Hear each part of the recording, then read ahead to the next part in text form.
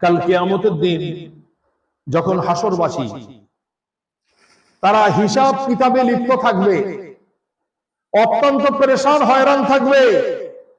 মা তার ছেলের পরোয়া করবে না, সন্তান তার মাকেও পরোয়া করবে না, বাপ তার সন্তানের পরোয়া করবে না, আর সন্তান তার বাপকে পরোয়া করবে না। বন্ধু প্রেমিক তার প্রেমিকাকে পরোয়া করবে না, প্রেমিকা তার প্রেমিককে পরোয়া করবে না। প্রতিবেশী, আত্মীয় স্বজন কেউ কাউকে পরোয়া করবে না। লিকুল্লি ইমরিইম মিনহুম ইয়াওমাইযিন শানুন ইউগনি, যেদিন প্রত্যেকটা নফস চাইবে আমি কি করে রেহাই পাবো, আমি কি করে রেহাই পাবো, আমি কি করে ছাড় পাবো, আমি কি করে নাজাত পাবো।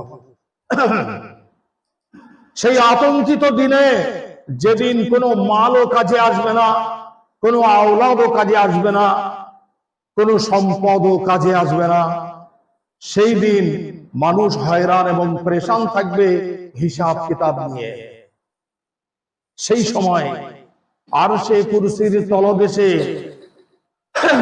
একটি টিলার উপরে আল্লাহ রাব্বুল আলামিনের একদল বান্দারা, তাদের জন্য দস্তরখান বিছিয়ে দেওয়া হবে, আর সেই দস্তরখান থেকে জান্নাতি নিয়ামত তারা ভোগ করতে থাকবে আনন্দের সাথে। বলুন সুবহানাল্লাহ। সমস্ত হাসরবাসী হয়রান এবং পরেশান হয়ে যাবে যে আমরা সবাই সব হিসাব কিতাবে লিপ্ত, সব ইয়া নফসি করছি, কিভাবে আমি বাঁচবো, কিভাবে আমি বাঁচবো। আর সেই মুহূর্তে এরা আনন্দ করছে, আর দস্তরখান বিছিয়ে দেওয়া হয়েছে, আর আল্লাহর নিয়ামত তারা ভোগ করছে। এরা কারা? হাসরবাসীরা আল্লাহর ফেরেশতাদের কাছে সওয়াল করবেন, জিজ্ঞাসা করবেন।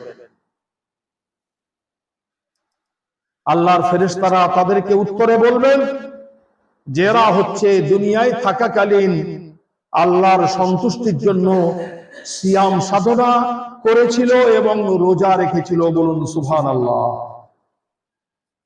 এই রোজাদারদেরকে ওই রকম আতঙ্কিত দিনে আরশে কুরসির তলদেশে দস্তরখান বিছিয়ে আল্লাহ পাকের তরফ থেকে মেহমানদারি করানো হবে। বলুন সুবহানাল্লাহ। আলহামদুলিল্লাহ, আলহামদুলিল্লাহিল্লাযী নাযালাল ফুরকানা আলা আবদিহি লিয়াকুনা লিল আলামিনা নাযীরা ওয়া দাঈয়ান ইলাল্লাহি বিইযনিহি ওয়া সিরাজাম মুনীরা। والصلاة والسلام على شمس الهداية واليقين وسلم تسليما كثيرا كثيرا. أما بعد، أعوذ بالله من الشيطان الرجيم. بسم الله الرحمن الرحيم.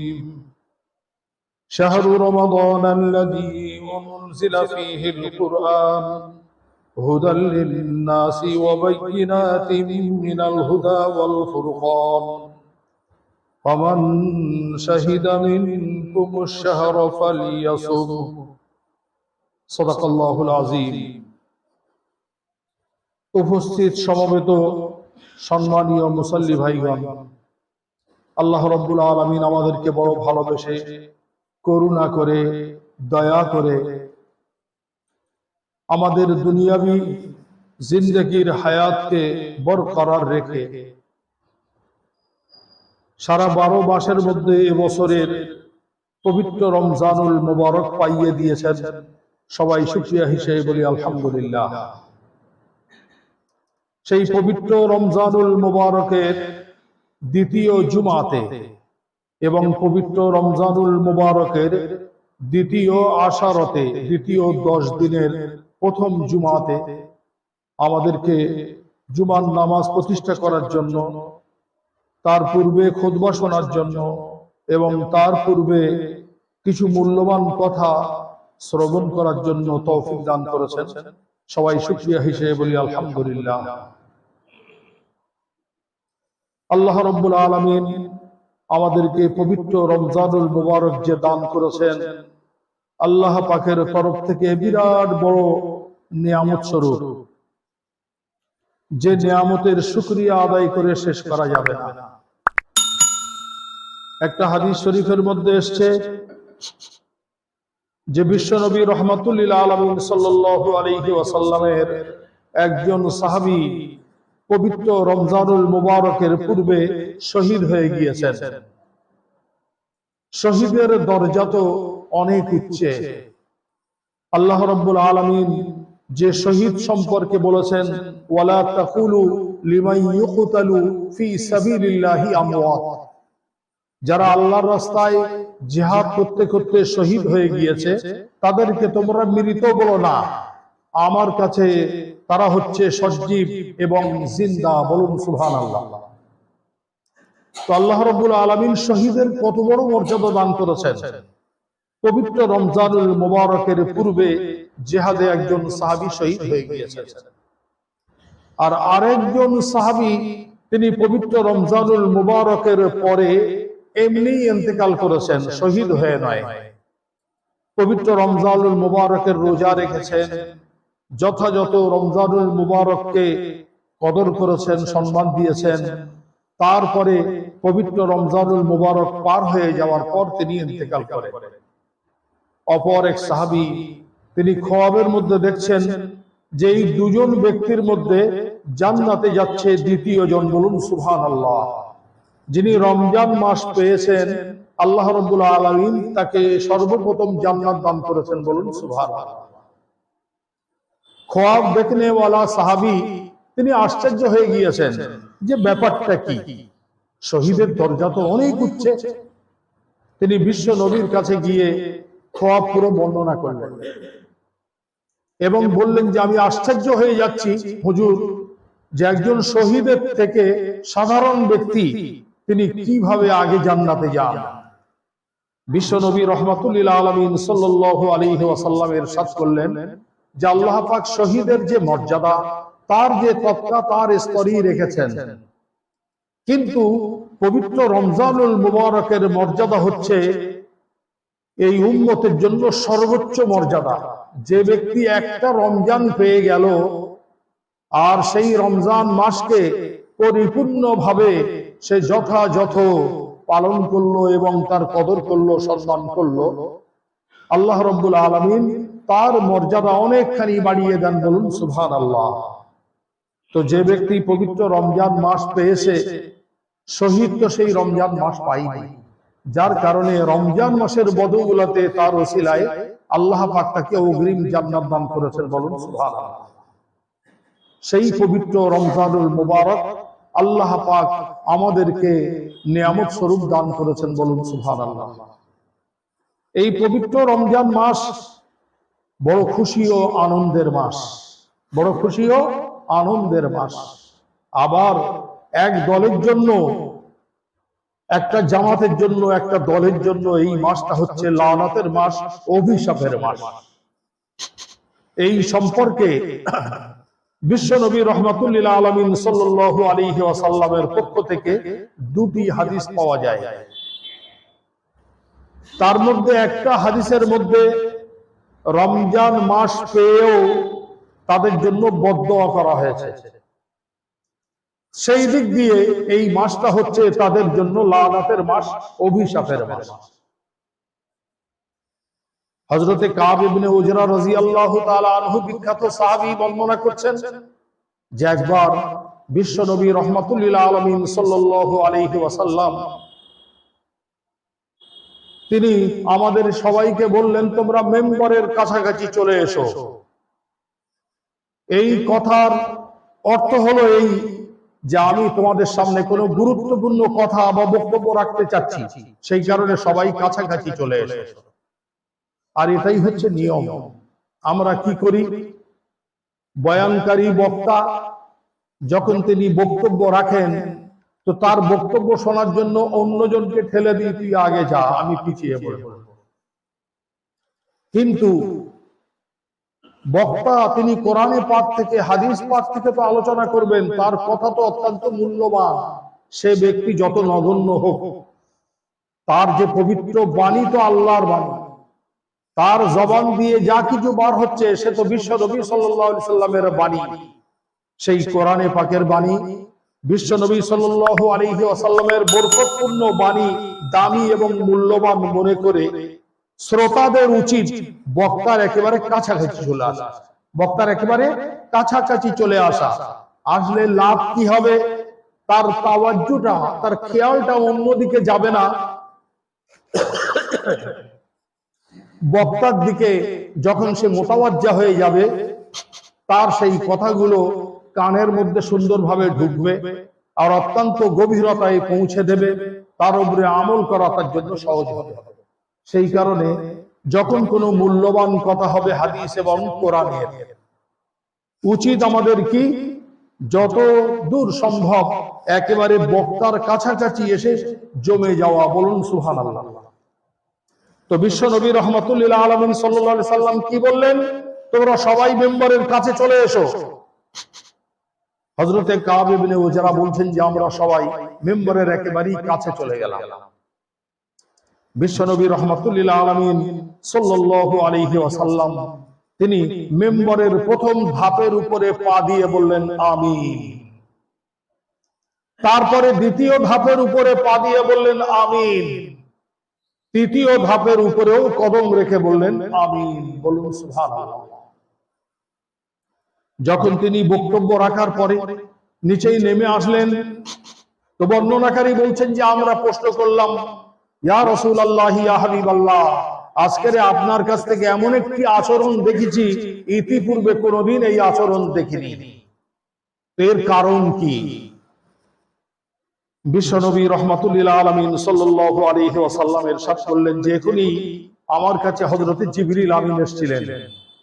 এসে তিনি আমাকে বললেন যে পবিত্র রমজানুল মুবারক আপনার উম্মতের মধ্যে যারা পেল, আল্লাহর বান্দাদের মধ্যে পবিত্র রমজানুল মুবারক যারা পেল আর তার পাপ রাশিকে আল্লাহ পাকের কাছ থেকে ক্ষমা করিয়ে নিতে পারলো না, মাফ করিয়ে নিতে পারলো না, সে ধ্বংস হয়ে যাক, সে ধ্বংস হয়ে যাক। তো বিশ্বনবী রাহমাতুল্লিল আলামিন সাল্লাল্লাহু আলাইহি সাল্লাম হযরতে জিবরিল আমিনের এই বক্তব্য এবং এই দোয়ার উপরে বললেন আমিন। আল্লাহ পাক তুমি কবুল করে নাও। এই হাদিস পাক তো অনেক লম্বা এবং বড়, আমি শুধু একটা অংশ নিয়েছি যার মধ্যে আছে রমজান মাস পেল অথচ গুনাহ মাফ করাতে পারলো না, সে ব্যক্তি ধ্বংস হয়ে যাক। তো এই হাদিস পাকে ওই সমস্ত ব্যক্তির জন্য লানত এবং অভিশাপ যারা রমজান মাসকে পেয়ে তার কদর করে যথাযথ তার হেফাজত না করে যারা হেলায় কাটিয়েছে, অবহেলায় কাটিয়েছে এবং এই লানাতের আওতায় তারা পড়ে গিয়েছে, এই অভিশাপের আওতায় যারা পড়ে গিয়েছে, তাদের জন্য হচ্ছে বিশ্বনবী সাল্লাল্লাহু আলাইহি ওয়াসাল্লামের তরফ থেকে সুসংবাদ নয়, দুঃসংবাদ। তো সেই পবিত্র রমজানুল মুবারক আল্লাহ রাব্বুল আলামিন আমাদেরকে দান করেছেন, আমাদেরকে নসিব করেছেন। বলুন সুবহানাল্লাহ। এই পবিত্র রমজান মাসে আমরা যেন আমাদের সমস্ত গুনাহকে আল্লাহ পাকের দরবার থেকে ক্ষমা করিয়ে নিতে পারি। আল্লাহ রাব্বুল আলামিন আমাদের সবাইকে তৌফিক দান করুন। এখনো পর্যন্ত আমাদের মধ্যে বহু ব্যক্তি এমনও আছে যাদের আল্লাহ পাক সবল এবং সুস্থ রেখেছেন, তা সত্ত্বেও তারা পবিত্র রমজানুল মুবারকের রোজা রাখেনি। বিনা ওজরে কোন ব্যক্তি যদি একটা রোজাকে ইচ্ছাকৃত তরক করে, একটা হাদিস পাকের মধ্যে এসেছে তাকে কুফুরের সঙ্গে সমতুল্য করা হয়েছে। এত ওয়াইদ। তার কারণ সিয়াম সাধনা বা এই রোজা, এটা ইসলামের প্রতীকের মধ্যে একটি অন্যতম প্রতীক। যে ব্যক্তি সুস্থ হয়ে সবল হয়ে সেই প্রতীককে উঁচু করে ধরল না, সেই প্রতীককে জিন্দা করলো না, সে ইসলামের জন্য ইসলামকে মুর্দাবাদ করে দিল, ইসলামকে ধ্বংস করে দিল। সেই কারণে সুস্থ সবল ব্যক্তির জন্য আল্লাহ পাক অনুমতি দেয়নি যে তারা রোজা খুলে ইচ্ছাধীন মতন খাওয়া দাওয়া করবে, ইচ্ছাধীন মতন স্বাধীনভাবে ব্যবহার করবে। এদের জন্য হচ্ছে অভিশাপ এবং লানত।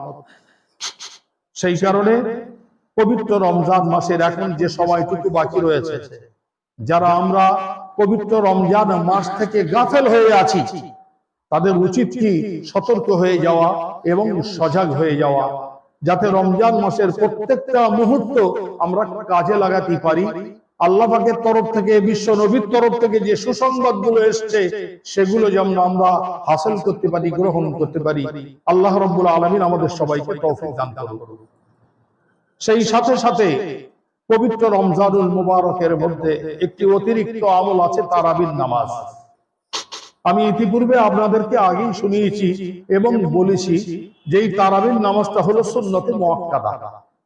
কোনো কারণবশত যদি কোনো ব্যক্তি জামাতের সঙ্গে এই তারাবি নাও করতে পারে, তার একা পড়ে নিতেই হবে, তাকে একা পড়ে নিতেই হবে, নচেত একটা সুন্নতে মুআক্কাদা বা অপরিহার্য সুন্নত বর্জনের গুনাহগার হয়ে যাবে। এবং তাকে একথা জেনে রাখা উচিত যে এই পবিত্র রমজানুল মুবারক চলে যাওয়ার পরে এই নিয়ামত কিন্তু আর পাওয়া যাবে না। এই যে নেকি রসিলা আর পাওয়া যাবে না, একবার হাতছাড়া হয়ে গেলে আর ফিরে আসবে না। সেই জন্য সেই তারাবির নামাজকে আমরা যথাযথ পাবন্দি করব। জামাতের সঙ্গে তো একান্ত পড়ার চেষ্টা করব, এই কারণে যে পবিত্র কোরআনুল করিমের তেলাওয়াত হয়, সেই তেলাওয়াত শ্রবণ করার একটা বিরাট বড় সুযোগ আল্লাহ পাক তারাবির মাধ্যমে দান করেছেন। আল্লাহ অনেক বান্দা এমনও আছে যেদিন থেকে তারাবি শুরু হয়েছে কন্টিনিউ তাদের একদিনও তারাবি ছাড়েনি। আর যদি এই পবিত্র কোরআনে কারীম তেলাওয়াতের শেষ পর্যন্ত তারা যদি অংশগ্রহণ করে, তো একটা কোরআনে পাক শুরু থেকে শেষ পর্যন্ত শ্রবণ করার আল্লাহ পাক তাদেরকে তৌফিক দান করবেন, বলুন সুবহানাল্লাহ। যারা তারাবির নামাজ জামাতের সঙ্গে পড়তে পারেননি কোনো কারণবশত, তাদের উচিত একা একা এই নামাজকে আদায় করে নেওয়া। ইনশাআল্লাহ আমরা সবাই আদায় করব ভাই। তো আমি একটা দিক বললাম যে পবিত্র রমজান মাস বড় আনন্দ এবং খুশির মাস, সেই সম্পর্কেও হাদিস আছে। আবার কিছু ব্যক্তির জন্য এই মাসটা অত্যন্ত অভিশাপের মাস, সেটাই প্রথমে বললাম। খুশির হাদিস কি? খুশির হাদিস দুটো আছে। হাদিস তো আছে অসংখ্য, কিন্তু আমি বর্ণনা করব দুটো হাদিস, যেটা পবিত্র রমজানুল মুবারক পালনকারীদের জন্য সুসংবাদ এবং আনন্দের হাদিস, খুশির হাদিস। তার মধ্যে একটা হাদিস হলো লিসাইমি ফারহাতান, রোজাদারের জন্য দুটি আনন্দের এবং খুশির সংবাদ আছে। ফারহাতুন লিল ইফতার ওয়া ফারহাতুন লিল লিকাই রাব্বিহ। তার মধ্যে একটা আনন্দ হলো সারাদিন রোজা রাখার পর, সারাদিন রোজা রাখার পর ইফতারের সময়, সারাদিন রোজা রাখার পরে ইফতারের সময় যে এক ঢোক পানি পান করা হয় ইফতার করার সময়, এই এক ঢোক পানিটা ঠিক এই রকম ধরনের রোজাদারের কাছে মনে হয় সারাদিন পর যেন জান্নাত থেকে এই পানিটা এলো আর সেই পানি আমি পান করলাম, বলুন সুবহানাল্লাহ। কেন? পবিত্র রমজানুল মুবারকের বাইরে যখন আমাদের পিপাসা লাগে সাথে সাথে আমরা পানি পান করি, সাথে সাথে আমরা পানি পান করি। এই সাথে সাথে পানি পান করার কারণে পান করার যে একটা বিশেষ তৃপ্তি, এই তৃপ্তি কিন্তু অর্জন হয় না। পিপাসা মিটে যায়, যেই পিপাসা লাগলো সঙ্গে সঙ্গে পানি খেয়ে নিল, পিপাসা মিটে গেল, কিন্তু আনন্দ হয় না। এটা স্বাভাবিক। পবিত্র রমজানুল মুবারকের বাইরে আমরা যখন পিপাসা লাগে আর পানি খাই, এটা স্বাভাবিক নয়, এটা স্বাভাবিক। পানির যে একটা বিশেষ তৃপ্তি, একজন পিপাসার্থ ব্যক্তি যার কাছে পানি নেই, বহুক্ষণ পরে সে যখন পানি পায় তো সেই তৃপ্তি, আর আমরা প্রতি মুহূর্তে যখন পিপাসার্থ হয়ে পানি পান করি সেই তৃপ্তি দুটো সমান নয়। সেই কারণে আল্লাহ রাব্বুল আলামিন বললেন কি, যে ইফতারের সময় রোজাদারের একটা এই দুনিয়ার মধ্যে বিশেষ আনন্দ হয় যখন সে একটা খেজুর দ্বারা একটু পানি, এক ঢোক পানি নিয়ে ইফতার করে, তার যে আনন্দ সেই আনন্দ আল্লাহ রাব্বুল আলামিন এই রোজা রসিলায় দান করেছেন, বলুন সুবহানাল্লাহ। যদি আপনাকে সারাদিন রোজা রাখা আল্লাহ পাকের তরফ থেকে আদেশ না হতো, তো এই তৃপ্তি আপনি অর্জন করতে পারতেন না। তো একটা খুশি হচ্ছে রোজাদার যখন ইফতার করে, সেই ইফতারের সময়ের যে আনন্দ, এই আনন্দ আল্লাহ পাকের তরফ থেকে এই নিয়ামতটা দুনিয়ায় রোজাদারকে পুরস্কার স্বরূপ দান করা হয়েছে, বলুন সুবহানাল্লাহ। দ্বিতীয় খুশির সংবাদ কি? দ্বিতীয় খুশির সংবাদ হলো ইনদা লিকায়ে রব্বি, কাল কিয়ামতের দিন যখন আল্লাহ রাব্বুল আলামিন জান্নাতীদেরকে ফয়সালা করে জান্নাত দান করবেন, তারা জান্নাতে চলে যাবে। যারা জাহান্নামী তাদের সম্পর্কে চূড়ান্ত সিদ্ধান্ত নেওয়ার পরে তারাও জাহান্নামে চলে যাবে। তো আল্লাহ রাব্বুল আলামিন জান্নাতের মধ্যে প্রবেশ করবেন, জান্নাতে দাখিল হবেন, বলুন সুবহানাল্লাহ। যখন তিনি জান্নাতে দাখিল হবেন, তো জান্নাতে দাখিল হওয়ার পরে আল্লাহ রাব্বুল আলামিন এই রোজাদারদেরকে দিদার দান করবেন, বলুন সুবহানাল্লাহ। দিদার বলতে কি? আল্লাহ রাব্বুল আলামিন যারা বেহেশতবাসী তাদের মধ্যে যারা রোজাদার, সেই রোজাদারদেরকে, সিয়াম সাধনাকারীদেরকে নিজের জাতি দর্শন বা জাতি যে তার রূপ, সেই রূপ তাদেরকে দেখাবেন, বলুন সুবহানাল্লাহ। আহলে জান্নাতওয়ালা যারা জান্নাতবাসী, রব্বুল আলামিনের দিদার হওয়ার পরে তার দর্শনের পর জান্নাতের সমস্ত নিয়ামতকে ভুলে যাবেন, বলুন সুবহানাল্লাহ। তাদের সর্বদা এটাই মনে হবে যে শুধু আল্লাহ পাকের দিদার হলেই আমাদের যথেষ্ট, জান্নাতের আর কোনো নিয়ামত আমাদের প্রয়োজন নেই, দরকার নেই, বলুন সুবহানাল্লাহ। তো কাল কিয়ামতের পর বেহেশতবাসীদের কাছে যখন আল্লাহ পাক দিদার নসিব করাবেন, তিনি তার রূপকে দেখাবেন। তো দেখাবার পরে আহলে জান্নাতবাসী এত খুশি হবে, এত আনন্দিত হবে, যে আনন্দে আত্মহারা হয়ে সমস্ত নিয়ামতকে তারা ভুলে গিয়ে শুধু আল্লাহ পাকের তারা দিদার চাইবে, বলুন সুবহানাল্লাহ। আরেকটা হাদিস পাকের মধ্যে এসছে যে কাল কিয়ামতের দিন যখন হাসরবাসী তারা হিসাব কিতাবে লিপ্ত থাকবে, অত্যন্ত পেরেশান হয়রান থাকবে। মা তার ছেলের পরোয়া করবে না, সন্তান তার মাকেও পরোয়া করবে না, বাপ তার সন্তানের পরোয়া করবে না, আর সন্তান তার বাপকে পরোয়া করবে না, বন্ধু প্রেমিক তার প্রেমিকাকে পরোয়া করবে না, প্রেমিকা তার প্রেমিককে পরোয়া করবে না, প্রতিবেশী আত্মীয় স্বজন কেউ কাউকে পরোয়া করবে না। লিকুল্লি ইমরিইম মিনহুম ইয়াওমাইযিন শানুন ইউগনি, যেদিন প্রত্যেকটা নফস চাইবে আমি কি করে রেহাই পাবো, আমি কি করে রেহাই পাবো, আমি কি করে ছাড় পাবো, আমি কি করে নাজাত পাবো। সেই আতঙ্কিত দিনে, যেদিন কোনো মালও কাজে আসবে না, কোনো আওলাদও কাজে আসবে না, কোনো সম্পদও কাজে আসবে না, সেই দিন মানুষ হয়রান এবং পরেশান থাকবে হিসাব কিতাব নিয়ে। সেই সময় আরশে কুরসির তলদেশে একটি টিলার উপরে আল্লাহ রাব্বুল আলামিনের একদল বান্দারা, তাদের জন্য দস্তরখান বিছিয়ে দেওয়া হবে, আর সেই দস্তরখান থেকে জান্নাতি নিয়ামত তারা ভোগ করতে থাকবে আনন্দের সাথে, বলুন সুবহানাল্লাহ। সমস্ত হাসরবাসী হয়রান এবং পরেশান হয়ে যাবে যে আমরা সবাই সব হিসাব কিতাবে লিপ্ত, সব ইয়ানফসি করছি, কিভাবে আমি বাঁচবো, কিভাবে আমি বাঁচবো। আর সেই মুহূর্তে এরা আনন্দ করছে আর দস্তরখান বিছিয়ে দেওয়া হয়েছে, আর আল্লাহর নিয়ামত তারা ভোগ করছে। এরা কারা? হাসরবাসীরা আল্লাহর ফেরেশতাদের কাছে সওয়াল করবেন, জিজ্ঞাসা করবেন।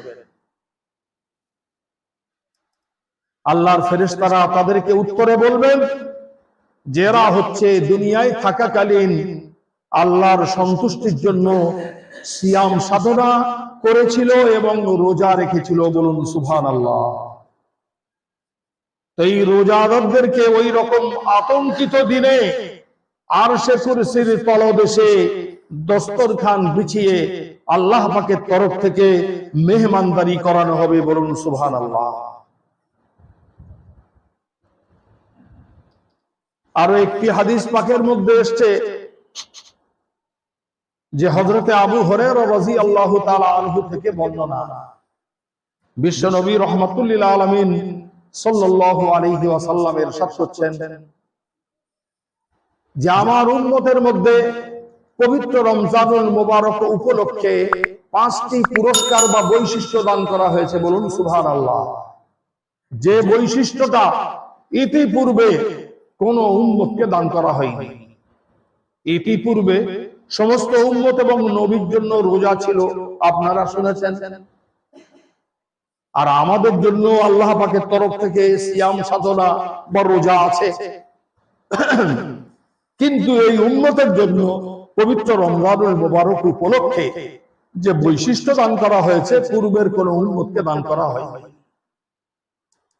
তার মধ্যে 1 নম্বর বৈশিষ্ট্য হলো রোজাদার রোজা রাখার পরে সারাদিন না খাওয়ার জন্য, না পান করার জন্য গালের বা মুখের থুতু মোটা হয়ে যায়, মুখ শুকিয়ে যায়।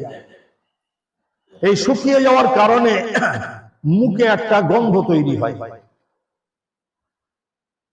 আমরা বলি এটা দুর্গন্ধ। আল্লাহ পাক বলছেন ওই গন্ধটা আমার কাছে মেশক আম্বরের খুশবুর থেকেও আরো শ্রেষ্ঠ। বলুন সুবহানাল্লাহ। এই যে বৈশিষ্ট্য, এটা এই উম্মতকেই দান করা হয়েছে যে রোজা রাখার পরে মুখের যে দুর্গন্ধ আল্লাহ পাকের নিকটে মেশক আম্বরের খুশবুর থেকেও আরো উৎকৃষ্ট। বলুন সুবহানাল্লাহ।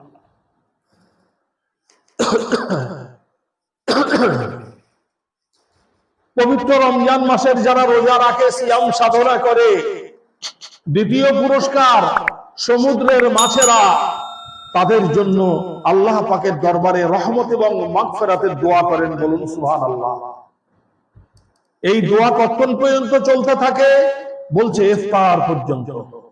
যতক্ষণ রোজাদার ইফতার না করবে সমুদ্রের মাছেরা তাদের জন্য রহমত ও মাগফিরাত কামনা করে। বলুন সুবহানাল্লাহ। কত বড় দান!